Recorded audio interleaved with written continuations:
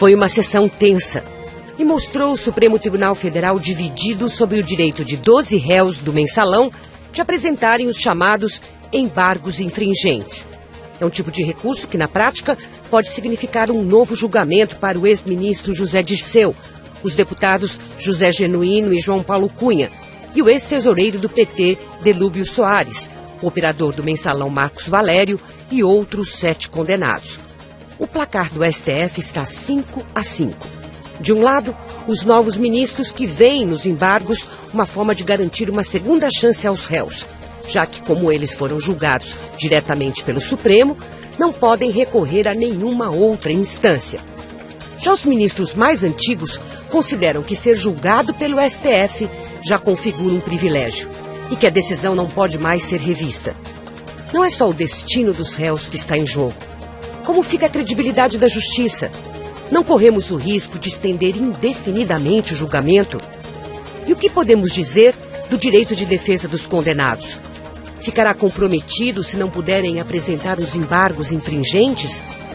O voto de desempate será dado na próxima quarta-feira por Celso de Mello, o mais antigo ministro do Supremo.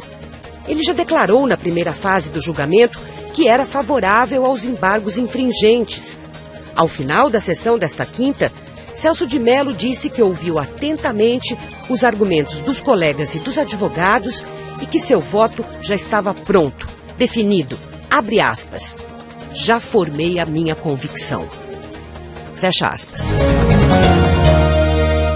Para falar do julgamento do mensalão, dos recursos dos condenados, em especial dos embargos infringentes que dividiram o Supremo Tribunal Federal, recebemos Ivar Hartmann, professor da Fundação Getúlio Vargas, Direito do Rio de Janeiro, e Rafael Maffei, professor de Filosofia e Teoria do Direito da Universidade de São Paulo. Sejam muito bem-vindos. Eu quero começar perguntando como é que vocês votariam se estivessem lá. Qual é a posição de vocês em relação aos embargos infringentes? Ivar. Boa noite. Boa noite. Se estivesse lá, estivesse na posição dos ministros, que, diga-se de passagem, não é fácil, votaria por não acolher, por não receber os embargos infringentes. Eu acho que uma coisa está muito clara, a questão não é fácil. A questão não é fácil e a lei, o direito, não dá uma resposta pronta, uma resposta única. Se não fosse assim, a gente não teria 5-5. Claro. A gente não teria 5 ministros de um lado e 5 do outro. Isso mostra que a questão é realmente difícil. Então, no fim, não vai ser o que está na lei, o que poderia estar na lei. Nesse caso, todos estão discutindo sobre o significado daquilo que não está. O significado de uma ausência de previsão do recurso na lei sobre como o Supremo julga ações penais. Então, eles nem estão discutindo sobre o que está na lei, estão discutindo sobre o que não está na lei. Mas a questão é que a resposta não vai estar na lei no fim das contas. Eles têm que pensar a instituição. É uma interpretação, né? É uma interpretação, sempre mas aqui com 5-5 isso fica ainda mais claro. Eles têm que pensar a instituição, a instituição tem que pensar o tipo de competência que o legislador deu a eles e não o tipo de competência que o próprio Supremo se dava antes da Constituição, durante a ditadura.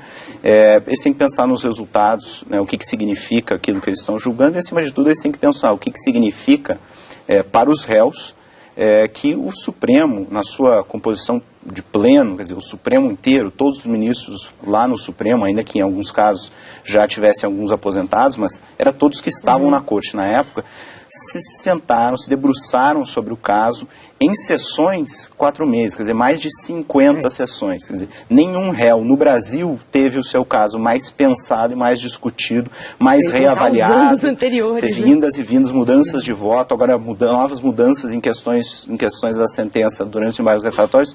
Eles têm que pensar isso. O que significou esses 4 meses, essas mais de 50 sessões que eles se debruçaram sobre o processo? E o Rafael? Bom, boa noite. A gente precisa, na minha opinião, separar o que é uma discussão em abstrato sobre o sentido dos embargos infringentes e se hoje, diante da situação da Justiça, da posição do Supremo, faz sentido que o tribunal seja provocado a rediscutir algo que ele já discutiu na sua composição plenária. E a gente precisa isolar essa questão, na minha opinião, daquilo que é a decisão a ser tomada neste caso. E neste caso específico, embora eu não tenha uma simpatia pela existência dos embargos infringentes por si só, eu acolheria a questão para determinar que eles fossem cabíveis. Eu vou explicar por quê. Se a gente pensa num processo de ação, uma ação penal originária do Supremo, a gente pode dividi-lo, na minha opinião, de maneira clara em 4 etapas. Uma etapa é o recebimento da denúncia, portanto eu vou avaliar aquilo que o Ministério Público Federal, a Procuradoria-Geral da República ofereceu e vou dizer se aceito ou não processar aquelas pessoas. A próxima etapa é o que é chamado de instrução, que é a fase de coletas de provas. Portanto, ouvem-se testemunhas, tudo aquilo que é um material fático, que vai ser a base para o julgamento jurídico dos ministros, é então colhido nesta segunda fase. Uma terceira fase é o julgamento propriamente dito, que foi, eu diria, aquela novela a que a gente assistiu a partir de agosto, aquelas 53 sessões de agosto até dezembro. E uma última fase é esta a que a gente está assistindo agora, que é a dos recursos, né? Sejam os embargos de declaração, ou seja agora essa discussão sobre os embargos infringentes. A Lei 8.038, que é esta lei que de fato não prevê os embargos infringentes, diz o seguinte: a ação penal originária no Supremo Tribunal Federal será regida pelo dispositivo nesta lei até o término da instrução, ou seja, até a primeira, durante a primeira e a segunda fases que eu agora mencionei. Diz ela, depois de terminada esta segunda fase, volta-se a ser regido o julgamento pelo regimento interno. Isso a lei diz.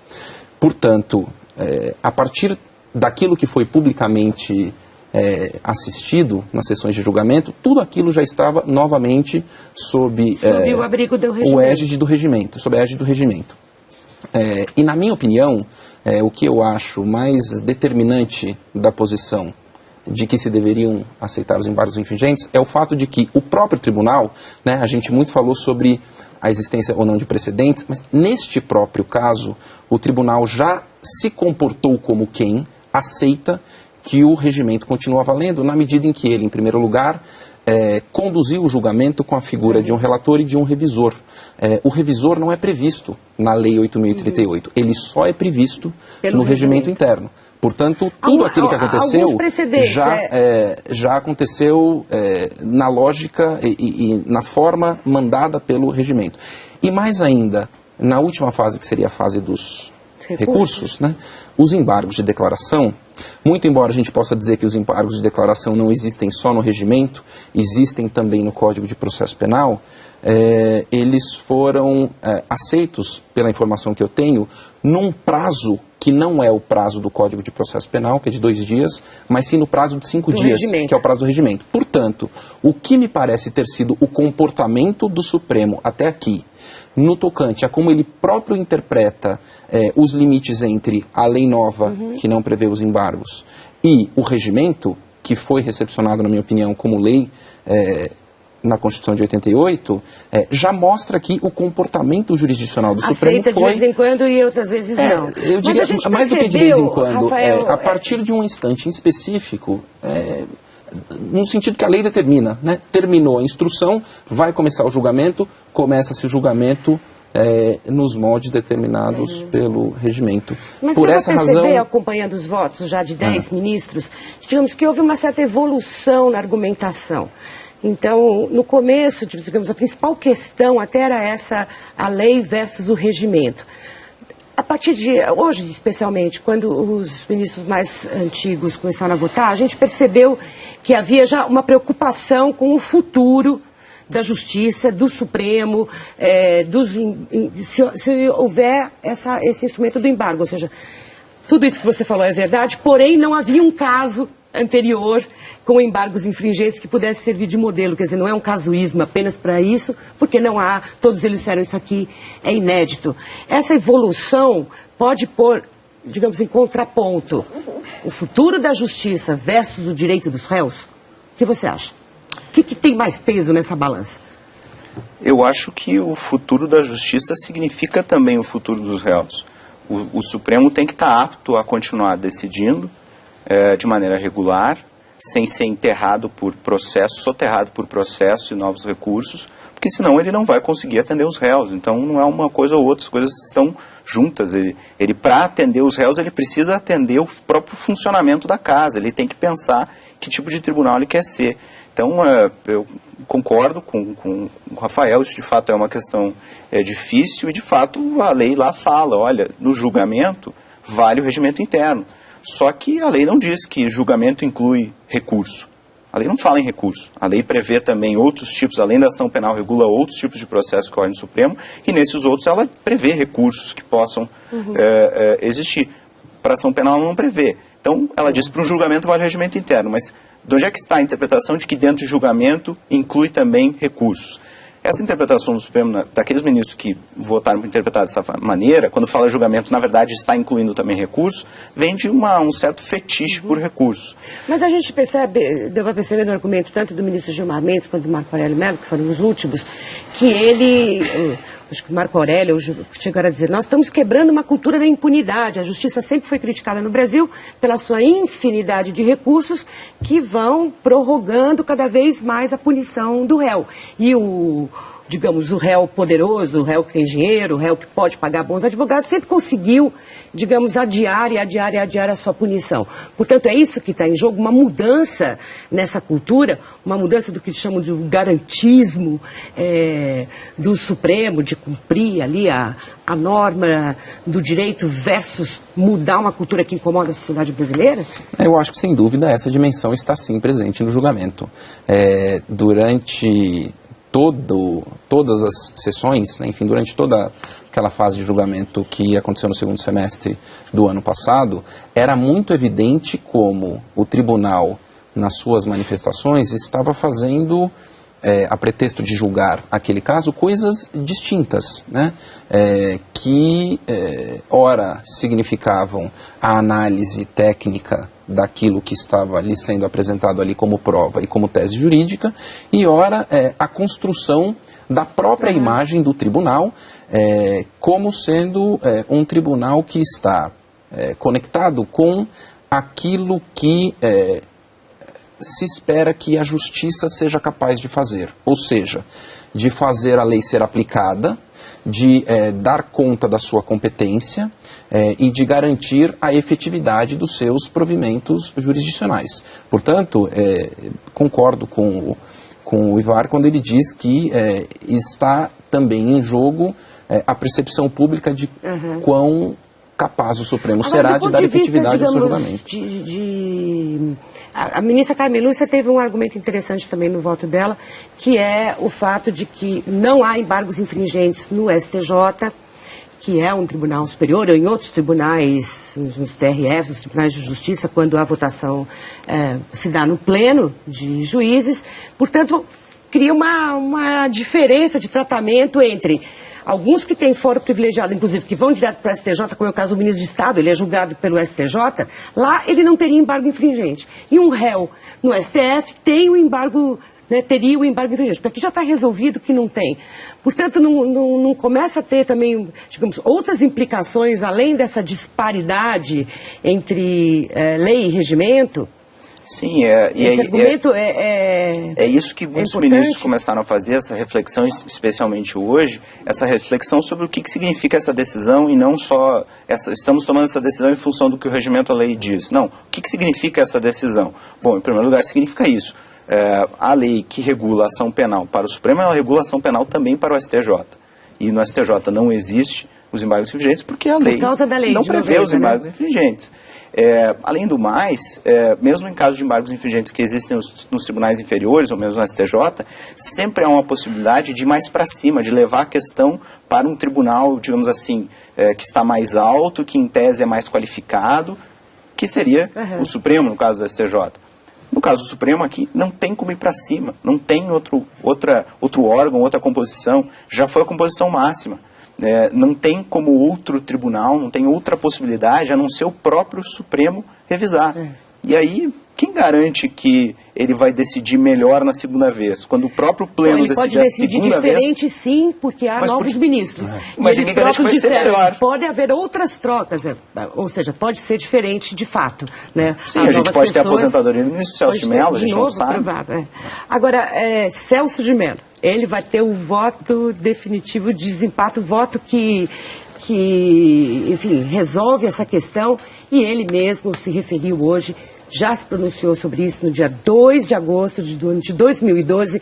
Eu tenho aqui um trecho do voto dele naquele dia. Eu queria que vocês me dissessem se é possível voltar atrás dessa argumentação. Vamos ver. O Supremo Tribunal Federal, em normas que não foram derrogadas e que ainda vigem, reconhece a possibilidade de impugnação de decisões emanadas do plenário desta Corte em sede penal, não apenas os embargos de declaração, como aqui se falou, mas também embargos infringentes do julgado que se qualificam como recurso ordinário dentro do Supremo Tribunal Federal, na medida em que permitem a rediscussão de matéria de fato e a reavaliação da própria prova penal. É o que dispõe o artigo 333, inciso 1º, ao permitir que, em havendo julgamento condenatório majoritário, portanto, não sendo um julgamento unânime, serão admissíveis embargos infringentes do julgado. E com uma característica, com a mudança da relatoria. Que é o que configura o novo julgamento. É possível que Celso de Mello mude essa postura dele? O que vocês acham? Rafael? Olha, possível evidentemente, né? Como? Como é que sai dessa Então, eu vou responder de outra maneira. Categórica? No começo do programa, você começou perguntando pra gente, olha, como é que vocês decidiriam, né? Então, se eu for me colocar na posição de como é que eu voltaria atrás, eu não conseguiria. E eu não conseguiria porque a manifestação do ministro Celso de Mello naquela altura foi tão explícita, tão contundente e tão alongada a favor da existência dos embargos infringentes e, veja, ela foi trazida ao julgamento num contexto em que estava sendo suscitada a questão do desmembramento do processo, ou seja, se o processo ia ser quebrado em relação aos réus que não tinham o foro por prerrogativa de função, chamado foro privilegiado, para que eles pudessem ser julgados desde a primeira instância e, portanto, ter direito ao recurso. Vários, né? E a invocação dele dos embargos infringentes foi, olha, há sim previsão de um tipo de recurso por uma lei que foi recepcionada pela Constituição, que está vigente e que será aplicável neste caso, que é o artigo 333, inciso 1 do Regimento Interno do Supremo. Então, não é algo que foi dito num outro julgamento de maneira colateral, ele estava respondendo à pergunta sobre a possibilidade de continuação, eu não diria um novo julgamento, eu diria a continuação da deliberação deste mesmo caso, na própria ação penal 470. Mas o que ele disse hoje, logo após o julgamento? Eu ouvi todos os meus colegas, eu li os memoriais dos advogados, eu ponderei todos os argumentos, eu já fiz a minha convicção. Ele tem como mudar de ideia? O que você acha? Eu não sei se ele formou uma ideia. Aí que está, essa declaração que nós vimos não foi do ministro Celso de Mello decidindo sobre cabe ou não embargos infringentes. Ali ele estava fazendo um comentário no momento em que o Supremo não estava se posicionando sobre se aceita ou não embargos infringentes quando há 4 absolvições. Ele não estava se decidindo sobre isso. Além do mais, ele estava fazendo uma manifestação sobre a possibilidade, talvez a conveniência de embargos infringentes para aqueles réus que iam ser julgados ali, logo no começo. Ali no começo do julgamento, a preocupação era, esses réus vão ser julgados aqui pelo Supremo e não teriam, então, uma instância superior para que fosse revisado o julgamento. Mas todo mundo achava que o julgamento ia durar uma semana, 2, quando muito um mês. Ninguém no Brasil imaginava, quando o ministro Celso de Mello estava falando isso ali, que o julgamento ia demorar 4 meses. Ninguém imaginava isso. Nós, nas escolas de direito, não imaginávamos isso, a imprensa não tinha como prever isso.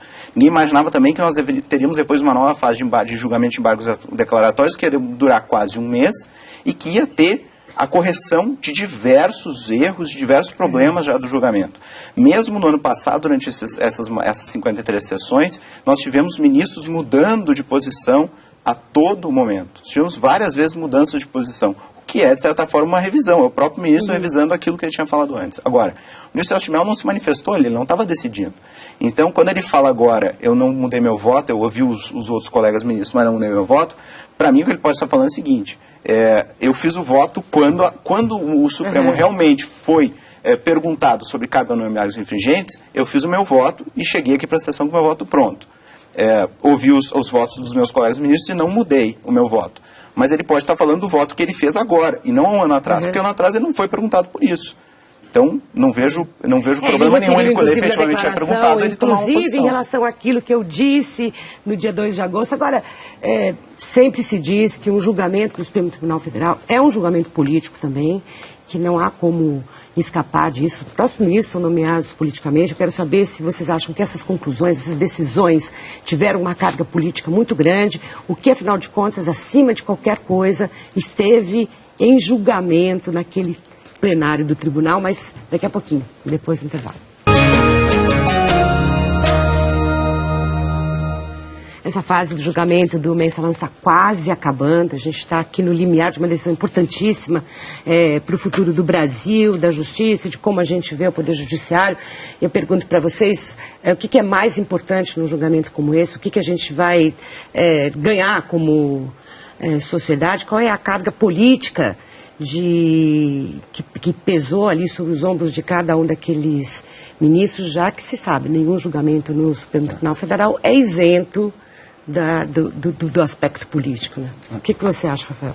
Olha, enfim, quanto à carga, à pressão, eu acho que os ministros são todos pessoas experimentadas, têm absoluta certeza dos seus conhecimentos e das suas convicções, e eu imagino que eles tenham lidado bem com isso, muito embora a carga de trabalho tenha sido algo efetivamente muito grande. Mas o que me parece muito relevante deste caso, enfim, dessa discussão inclusive que está se travando agora por conta dos embargos, é que a gente consiga enxergar o quanto o que se está aqui discutindo, na verdade, é a ponta de um iceberg que tem muitas outras questões subjacentes que deveriam ser mais explicitamente debatidas do que tem sido, em vez da gente ficar discutindo o cabimento de embargos infringentes. Por exemplo, o tamanho do foro por prerrogativa de função, né? Faz sentido que a gente tenha um foro chamado foro privilegiado para tantas autoridades de uma maneira tão estendida? Isso é uma herança que vem da época da ditadura, quando se imaginava que o judiciário poderia ser cooptado e controlado, e você prever a competência do Supremo para julgar muitas autoridades seria um jeito de você conseguir controlar a jurisdição sobre deputados, principalmente, né? Além dos ministros de Estado, que são as pessoas tradicionalmente julgadas por esse foro, né? Segunda coisa, faz sentido que um processo originário tramite no Supremo Tribunal Federal do jeito que este tramitou, né? Uhum. O Supremo é um tribunal vocacionado para as grandes teses jurídicas, né? E não para matéria fática, miúda, né?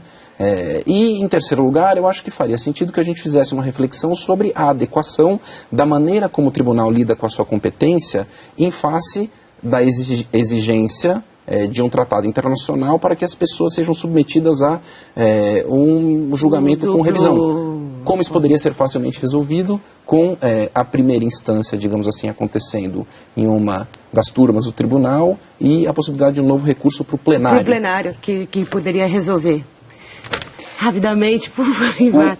O que significou a decisão do ano passado, a decisão do julgamento mensalão, foi o seguinte: basicamente, depois de 25 anos, 24 anos de Constituição, é possível no Brasil que pessoas que foram eleitas para cargos políticos sejam, se há provas, em um julgamento técnico, se há provas, não é imoral que pessoas eleitas para cargos políticos sejam condenadas criminalmente. Não é imoral e as instituições vão se manter.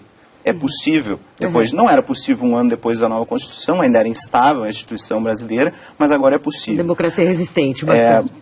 E isso é uma mensagem importante para a população brasileira. Agora, o Supremo não pode decidir em função do que a população quer. O Supremo tem que decidir, num caso difícil como esse, em que a lei não dá a resposta, ele tem que pensar em que tipo de tribunal quer ser.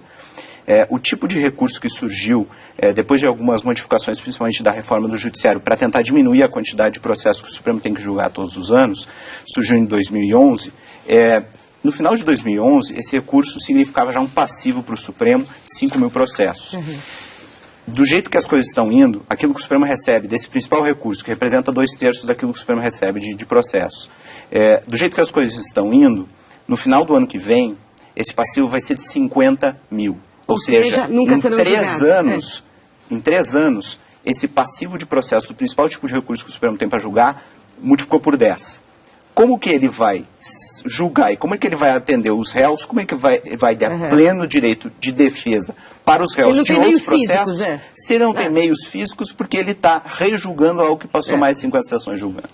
Ou seja, podemos ir para uma situação bastante mais surrealista, como apontaram os ministros hoje. Mas agradeço muito, Rafael, Ivar, pelo debate, a participação aqui no Entre Aspas. E obrigada a você também que nos acompanhou. A gente volta na terça-feira. Até lá.